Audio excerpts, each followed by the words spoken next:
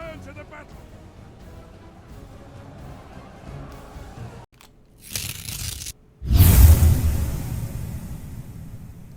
Welcome to Medieval Kingdoms Total War 1212 AD. Some people call this Empire Total War 3, and apparently this is a modification for Attila. I'm not gonna lie to you guys, there's a lot to download to get this mod to work, but I did manage to do it, and now I'm jumping into the Grand Campaign 1212 AD. There's also going to be a late campaign to be decided. Boy, do I hope that they go into the 30 Years' War, something like that. Maybe we go into the 15th century, 14th century. I want you guys to take a look at all of the different factions here. I mean, this is pretty incredible. I don't even think we're going to be able to get through every single one of them. Suffice it to say, this is pretty damn impressive. The Latin Empire here, Catholic Christianity. This is going to be interesting. There's just so many different choices, guys, that we can actually choose. The Kingdom of England, of course. Now, from what I've heard, there's a lot of similarities here to Crusader Kings 3 in terms of the politics, and we're certainly going to jump in there. I think I want to play... you know what? We're not going to play as the Teutonic Order because then we can't really see the actual familial structure. So I'm going to play as Kingdom of Portugal. Let's start in Lisboa and see how it goes, guys. I can't wait to take a look and see what this is like. Now, obviously, we have Iron Man mode. I'm not sure what Lucky Nations is, but I'm sure we can find out. In any case, let's jump right in, guys. There we go, and see what this game has to offer. As a Catholic faction, you must play a precarious game of managing the opinion of the clergy. At the helm of the clergy lies the Pope, a supreme ruler of the Catholic Church. Appeasing the Pope may be in your best interest, as displeasing him can have dire consequences. You don't say. Well, let's jump right in here. First things first, I want to take a look here at just the different buildings, and they've definitely improved this. I love it. It's going to be 9,000 gold, though, to upgrade to a large city. I'm not so sure we're ready for that, but what I also am really curious to see, guys, is the actual faction map. Not the strategic overview, but the actual faction itself. This is incredible. So number one, I just love the portraits. They're so well done. We've got King Alfonso, and of course we've got his son, his heirs, as well as several candidates that could potentially be nobles within our actual offices here. There's just so many possibilities here, and this part in particularly, I think, is just so similar to Crusader Kings 2. It's almost like Crusader Kings 3, and I have quite a few friends that won't play CK3 because of the lack of combat. Well, we're about to get into some combat, my friends. So first, we have to decide who to attack. If I'm correct here, we should have Bionge de Bishta, so these even have appropriate names. We should have some Muslim enemies to attack. Badajoz, the Almohad Caliphate, guys. So we're going to jump over there and try and get an attack on them. As for the technology tree, it's also been upgraded. So look at that, Crusader Kings. Speaking of Crusader Kings, population growth. Oh, this is insanity. I am so glad I found this. Also, special thanks to Mordred Viking. If you guys will check out his YouTube channel and leave a message saying, Agrippa thanks you for this game, please do, because he's the one that told me how to install this, what to do, etc. So again, all we really have here is Évora and Lisbon. Évora is in Alentejo, in the south, well, the southern part of the country, essentially. We also can get a Jewish community here. This is so fascinating, which will get us 250 from banking services. I think we're going to go for some wheat fields, because, let's face it, we do need the provisions. But after that's over with, I'm going to end the turn, and next, hopefully, we're going to be besieging Badajoz. Apparently, even the battles in this game are different. So we'll have to wait and see. And there we go. Sure enough, the Reconquista has begun. So we actually are supposed to be attacking these Muslim cities, and I think that's exactly what I'm going to do.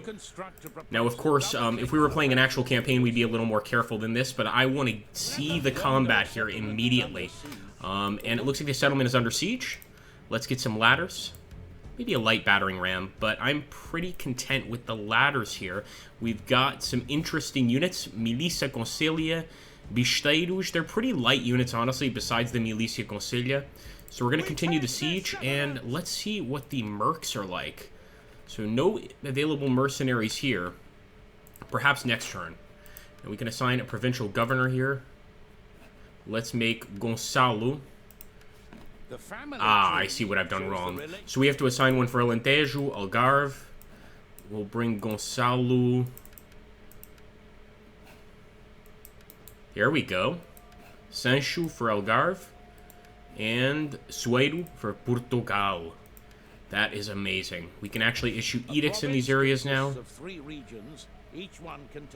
And it looks like even the edicts are also updated. That is fascinating. Alright, but my focus is attacking. I mean, we can deal with edicts later. I, of course, would pick the edicts, but in this case, I really just want to get to the battle. The order in which reinforcements take Let's end the turn. Here we go. Of course, you would want to issue those edicts. They give major bonuses, increase in taxation, increase or decrease in the cost of levies and recruiting, etc. So definitely take a look. I'm just so enraptured by this and amazed. I can't believe this isn't its own game. Of course, this is a mod for Attilla Total War of all games. And there we go. We're going to have to attack for sure in Badajoz.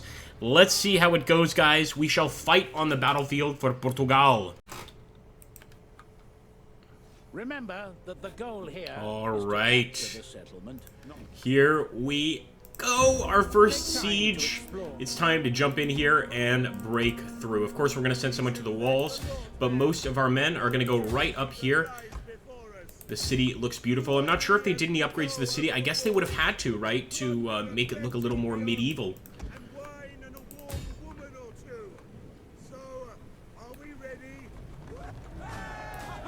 And thank goodness we've got some general speeches. I was worried that wasn't going to be a part of it, but certainly is.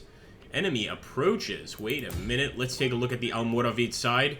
And look at those shields. Look at the beauty of the enemy infantry. I mean, it's just, they put so much detail into this. I believe it's a total of 9 different mods that you have to download to get this sort of look. And even my PC, which I consider quite a beast, the frame rate on this is like 35 to 60. So every other game I have is 60 plus, but this one is a beast. She is a beast. Now here we go. We've got our medium spear infantry. They look a little bit more medieval, I should say, but of course if we had played with the Teutonic Order, we would have had some actual mailed knights. Currently our mailed knights are all the way over here, our heavy shock cavalry. So again, they've gone to great detail to get some realistic looking knights there. That is so cool. We'll get the arbalests up as well. Come on, boys. Spearmen up too. Alright, folks, there will be some editing here, so don't be alarmed if suddenly we transport ourselves here to the walls. Up we go, now or never, my friends. And even the siege mechanics here, you have to download a separate mod for the siege. Looks so beautiful. Absolutely wonderful here. We've got ladders all over the damn place, and if we can take the wall, I certainly want to bring in those shock cavalry and see how they react. Whoa! Looks like the blood mod's working really well. My goodness, here we go, boys. Our first assault into the walls. Full Christendom, boys. Full Christendom, take this damn city. You know what? I'm actually going to have him drop the siege weapon because we can have him just rush up here as well. A lot of enemies here. A lot of Almoravids. I hope our men can hold the line. In the name of Portugal, let's hold these dogs back.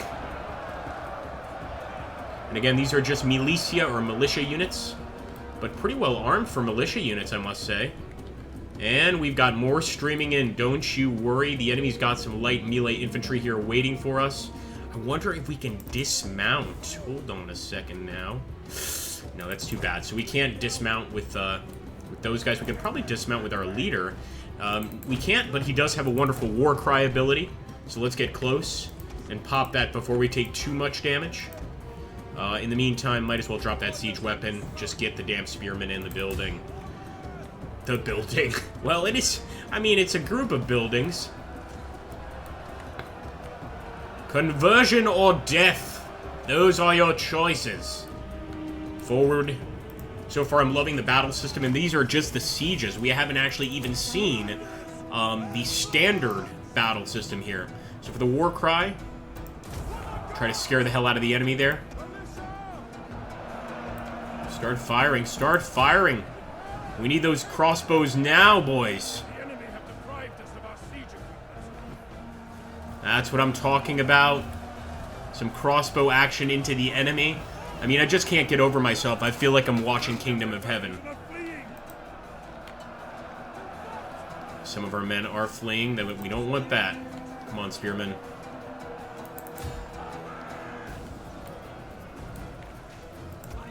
Let's get a flank attack here. For Portugal! Of course, I had to take Portugal.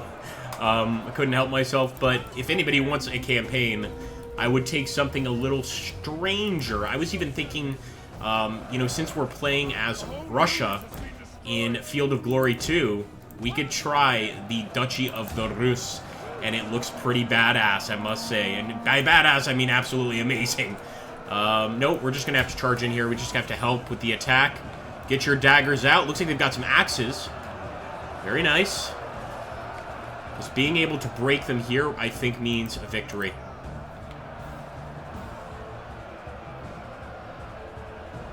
Oh, we can dismount. Rei de Portugal. Afonso. Desmonta o cavalo. Well, you know what? If he dies here, at least he's going to die in glory. Let's get up there. Don't break, boys. Don't break. Your king is coming. Looks like we're doing okay over here. Crossbowmen don't really seem to be doing their jobs, though. Let's fire over there at that cavalry.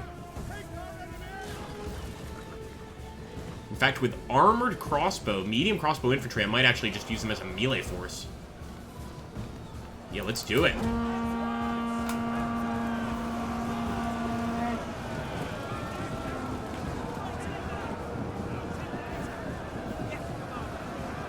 Yes! Some of the men have rallied. That's good news. How about our general, or king, I should say? Continua a lutar. We cannot lose. That's not a good sign with the enemy rallying their units, but these are certainly the kind of battles you could expect. And I'm also kind of curious to see what happens if our king dies, how the passing down to the next heir happens if he's a baby. I guess it would just happen like it does in Shogun or whatever. They kind of just have to wait. But it's something interesting to consider. Run them down. Oh, wait a minute. We might be able to get in here. Let's try. We're going to try to move in with the cavalry.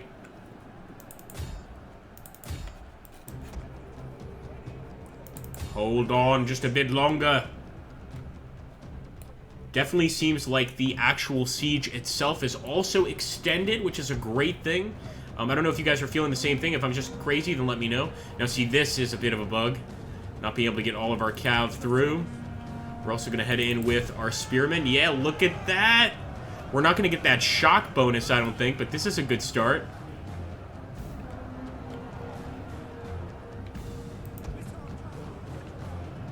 Look at that. Look at that. We see some breakage in the enemy lines.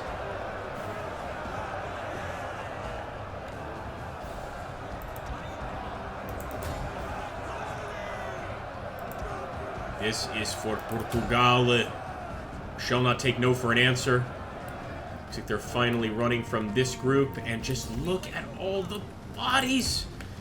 Again, we're just going to go for a melee attack. Trying to maximize our manpower here. But I'm loving the blood mod. That's certainly being added into the entire mod itself. Here we go. Yes. Victoria. Victoria Teofim. We're sending in all of our cav at this point.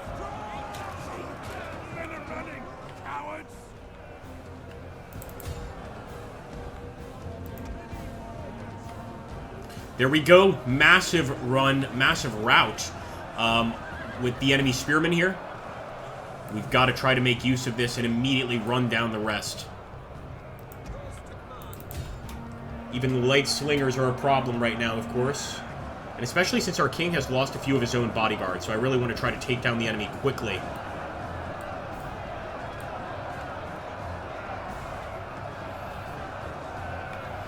gates are ours.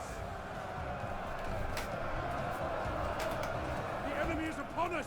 They're at the walls. The men have thrown down their weapons and are fleeing. Not now. We need you men to stay in the fight.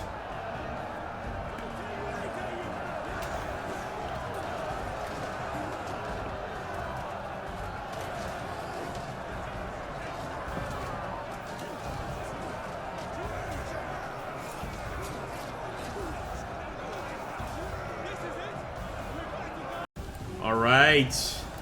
We've got this. Charge, boys. Yeah, it looks like a few of their slingers are returning to the fight. I'm hoping it won't make much of a difference. I'm also going to send some of the cavalry just to check out the situation over here. And what a beautiful palace here for us to take. Knock it down and put down a church. That's my plan.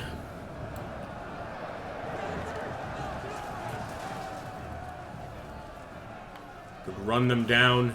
Run them down.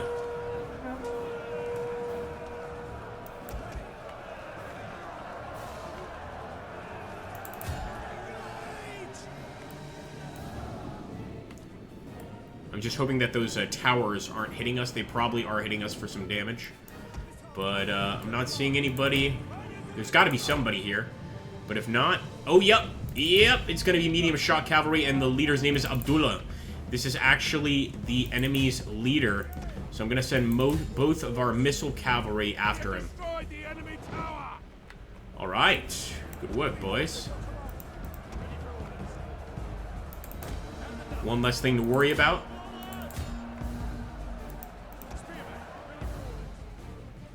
Alright, let's hope we can make a pretty serious difference here. I'm really excited to see that the Iberians are known for these, I guess, crossbow cavalry. It's an interesting choice. Look at this, we've even caught some damn trees on fire with our crossbow shots. I think I'm just going to go in for a melee attack. They're going to be heavily armored, but if we can kill a few of them, we've at least started a bit of a chain reaction. Not to mention, look at that. We've got our caballeros, who should be able to just cut these guys down once and for all. This will be the end for Abdullah. This is a city for Portugal. Oops, sorry. So far, incredibly, though, he has not lost a single man.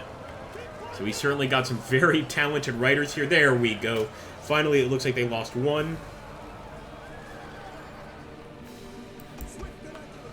Yeah, and I think we should do the same thing. Just go ahead, sandwich them in, and get a bit of a charge bonus here. I know the charge bonus is not as effective against cavalry, but it works. It certainly does.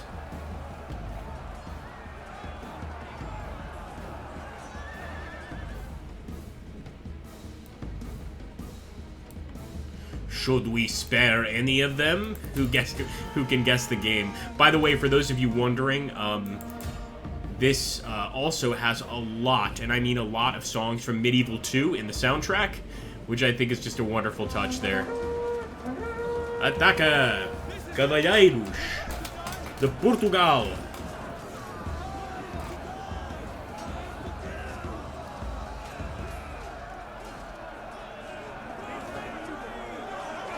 That is a victory, guys. So there we have it. We got the battle system, man. We looked at the actual sort of the political system, the familial system at least. We didn't look at the diplomatic system, but this is just giving you an idea of the absolute massive, okay, or at least an acceptable. Ultimately, we did take the city, and that's what matters in the end, isn't it? So here we go, guys, just to see, yep, we got animations for them as well, and we can go ahead and loot and occupy the city. I think that's going to be my choice. Again, if you have enjoyed this video, I do want to thank you. Make sure to like, comment, subscribe, help a brother out, as they say, and if you want to see an actual campaign on this, it's absolutely something I would consider. I would ask you guys to let me know, specifically what country you want me to play as. And then we can kind of go from there. But the possibilities here are endless, and just look at the map. Even it has been expanded, evidently, because this is just way bigger than what I remember from Attila, of course. And I could be wrong, but it does seem somewhat bigger. Certainly the battles take a lot longer. Thanks again for watching, guys. Take care. I'll catch you on the next one.